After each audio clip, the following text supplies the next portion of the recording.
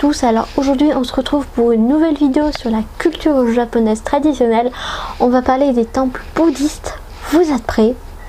C'est parti. Alors il faut savoir que là je vais faire une vidéo d'intro, c'est-à-dire que je vais parler de quelques petites choses, mais contrairement peut-être au sanctuaire Shinto, les temples bouddhistes c'est un sujet énorme, il y a énormément de choses à faire, énormément de choses à dire.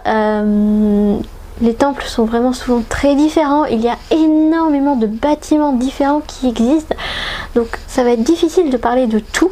Comme dans la religion Shinto, il y a énormément de dieux aussi, donc je ne pourrais pas parler de tous. Voilà, enfin, ce sont des sujets, que ce soit le shintoïsme ou le bouddhisme, qui sont énormes. Donc moi, je vais faire vraiment des petites vidéos d'intro sur le sujet, et après, s'il y a des sujets qui vous intéressent plus que d'autres, je peux éventuellement, si j'ai mes documents qui en parlent, vous en parler plus précisément. De plus, je ne l'ai pas précisé dans ma vidéo sur les sanctuaire Shinto, mais pour la plupart de ces infos que je vous donne, je me base notamment sur les documents qui me sont fournis lors de mes visites dans les temples et les sanctuaires.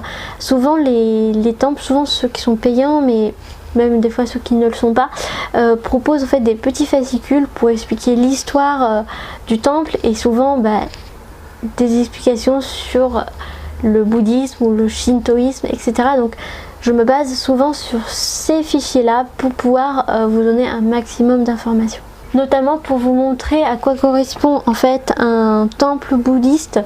Je me sers en particulier de cette brochure là, c'est le Keino-Oji, donc à Kamakura, que j'ai pu visiter et qui avait énormément en fait de bâtiments. Vous voyez là, c'est l'entrée, et en fait hop, on peut aller dans tous ces bâtiments là, on peut visiter ces bâtiments là, celui-ci aussi, et j'étais montée jusqu'en haut ici.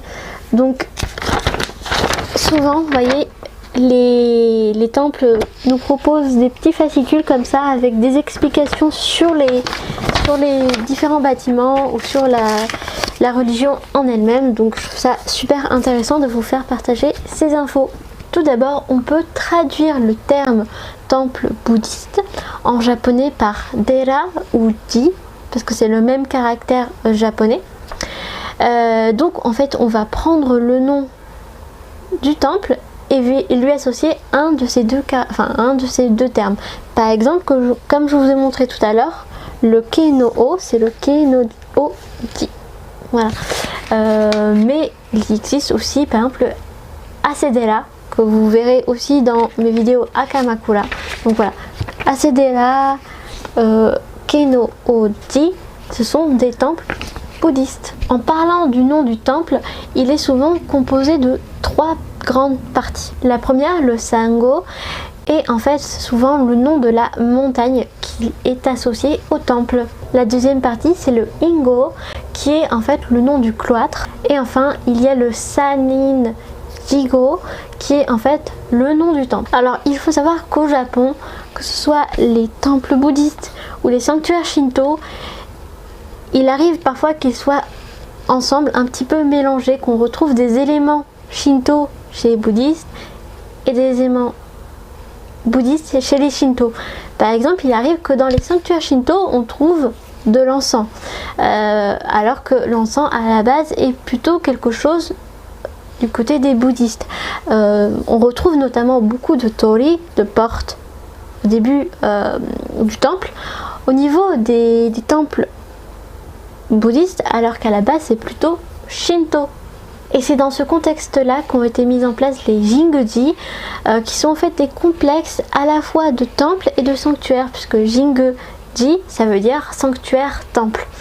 Et c'est quelque chose qu'on peut retrouver notamment, je crois, au Sensoji, par exemple, à Tokyo, puisque le bâtiment principal, c'est un bâtiment bouddhiste, mais c'est associé à côté un petit temple Shinto ainsi qu'une pagode. En 1886, il y a eu le Shinbutsu Bunri qui en fait interdisait le mélange des cultures Shinto et bouddhistes.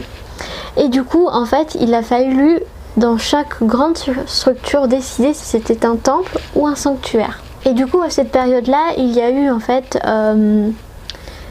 de grosses pertes, on va dire, culturelles et architecturales, parce que comme on ne pouvait pas mélanger les deux religions, de nombreuses statues, de nombreux bâtiments ont été détruits et ou alors ont été transmis quand c'était possible à d'autres structures pour pouvoir conserver un maximum la beauté des lieux et ne pas perdre toute une partie en fait de l'histoire du Japon. Alors comment peut-on reconnaître un temple bouddhiste par rapport à un sanctuaire shinto? Alors ce que je veux dire n'est pas forcément toujours vrai, mais de manière générale les temples bouddhistes sont beaucoup plus bling bling, on va dire. Il y a beaucoup de rouge, il y a beaucoup de doré, il y a beaucoup de sculptures avec des dragons, etc. Comme c'est une religion qui provient de base de Chine et d'Asie, elle a emporté avec elle au Japon cette façon en fait de décorer les temples, cette façon de mettre en valeur en fait sa religion par rapport aux sanctuaires shinto qui sont beaucoup plus simples, qui sont en bois, mais il y a pas beaucoup de rouge. Les statues souvent sont en or ou en plaqué or, sont des très grosses statues, alors que souvent les kami japonais ce sont des petites statues. Enfin, encore une fois, il y a aussi des grandes statues de kami, mais de manière générale c'est quelque chose de beaucoup plus simple.